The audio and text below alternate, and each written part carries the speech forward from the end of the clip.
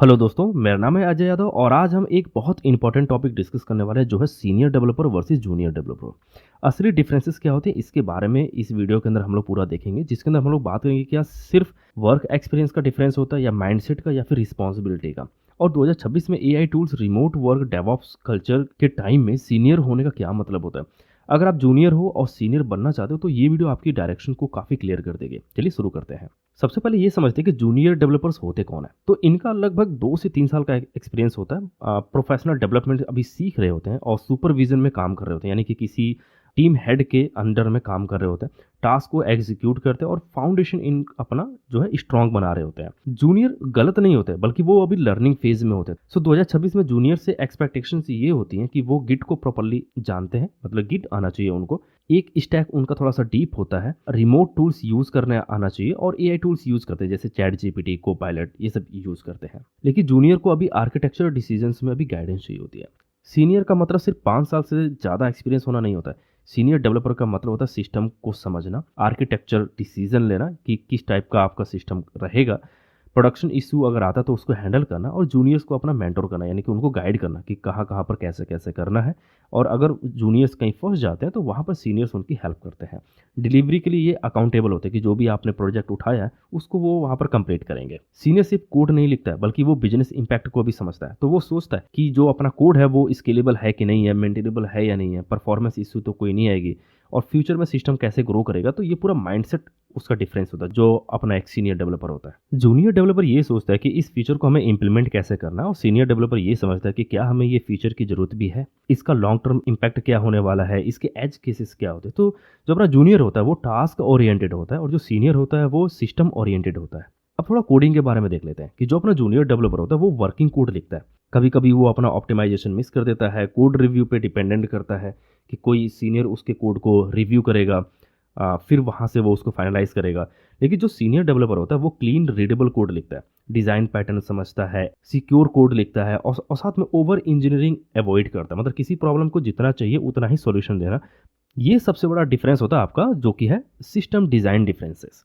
सो junior developer क्या करता है कि वो एग्जिस्टिंग सिस्टम में काम करता है। तो किसी सीनियर डेवलपर ने कोई एक सिस्टम डिज़ाइन कर दिया, अब उसके अंदर कुछ फीचर्स ऐड करने, कोई मॉड्यूल ऐड करना, तो यहाँ पर जूनियर डेवलपर का काम होता है। सीनियर डेवलपर का काम क्या होता है कि पूरा सिस्टम को डिज़ाइन करना, डेटाबेस डिज़ाइन करना, एपीआई स्ट्रक्चर डिज़ाइन करना, कैशिंग स्ट्रेटेजी, लोड बैलेंसिंग का प्लान करना कि इसको कैसे हमें इंप्लीमेंट करना है।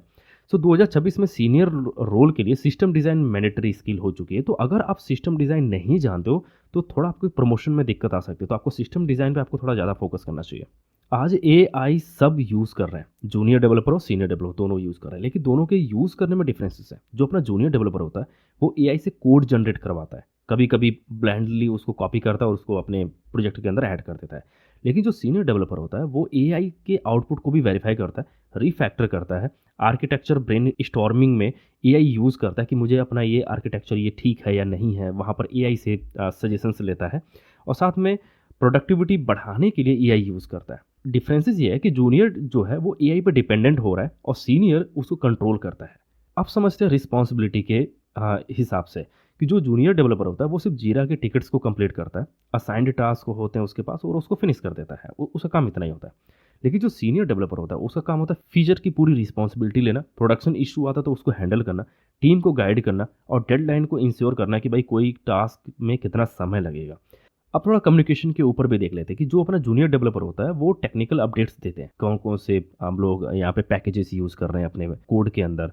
लेकिन जो सीनियर डेवलपर होता है वो नॉन टेक्निकल लोगों से भी बात करता है, मीटिंग्स को लीड करता है, प्रोडक्ट टीम के साथ में भी अलाइन करता है और साथ में ट्रेड ऑफ्स एक्सप्लेन करता है कि कोई चीज़ अगर हम लोग यहाँ पे इंप्लीमेंट करें तो क्या इशू आ सकता है। अब समझते हैं कि एक जूनियर को सीनियर बनने के लिए क्या करना चाहिए। सबसे पहले आपको फंडामेंटल्स आपको डीपली समझना है, फिर आपको सिस्टम डिज़ाइन सीखना है, ऑनरशिप आपको लेना सीखना पड़ेगा और ये आपकी प्रैक्टिस से आएगा। आपको धीरे-धीरे आपको ये प्रैक्टिस करनी पड़ेगी कि मुझे जो भी मैंने फीचर्स डेवलप किए हैं वो मुझे अपना ऑनरशिप उसके अंदर लेके रखनी है। कम्युनिकेशन आपको इम्प्रूव करना है अपना और जूनियर्स को आपको हेल्प करना है। बिज़नेस आपको समझना है कि भाई ये जो हम प्रोजेक्ट डेवलप कर रहे हैं उसका बिज़नेस पे क्या है, इम्पैक्ट चल रहा है। सिर्फ कोड मत लिखो बल्कि उसको समझो कि क्लाइंट को क्या चाहिए, बिज़नेस प्रॉब्लम क्या है और सिस्टम का लॉन्ग टर्म इम्पैक्ट क्या होने वाला है। अब कुछ मिथ यहाँ पर हम देख लेते हैं कि भाई 10 साल का बंदे के पास एक्सपीरियंस है और वो सीनियर है, ऐसा नहीं होता है। हर लैंग्वेज उसको आती है सीनियर डेवलपर को, या फिर सीनियर परफेक्ट कोड लिखता है, सीनियर क्वेश्चंस नहीं पूछता है, ऐसा कुछ नहीं होता। सीनियर्स बेटर क्वेश्चन पूछते हैं, सीनियर्स कंटिन्यूअसली सीखते रहते हैं और सीनियर्स भी डेप्थ में स्ट्रांग होते हैं। अगर आप जूनियर हो तो आज से ही आप सीनियर की तरह सोचना स्टार्ट कर दो। हर फीचर पे पूछो कि भाई ये स्केलेबल है या नहीं है, एज केसेस क्या है इसके, फ्यूचर इम्पैक्ट इसका क्या होने वाला है। ये माइंडसेट चेंज ही आपको रियल प्रमोशन देता है। अगर वीडियो हेल्पफुल लगा हो तो आप लाइक करो, कमेंट करो, और आप जूनियर हो या फिर आप एक सीनियर हो और किस स्किल पे काम कर रहे हो। मिलते हैं अगली वीडियो में, तब तक के लिए बाय बाय।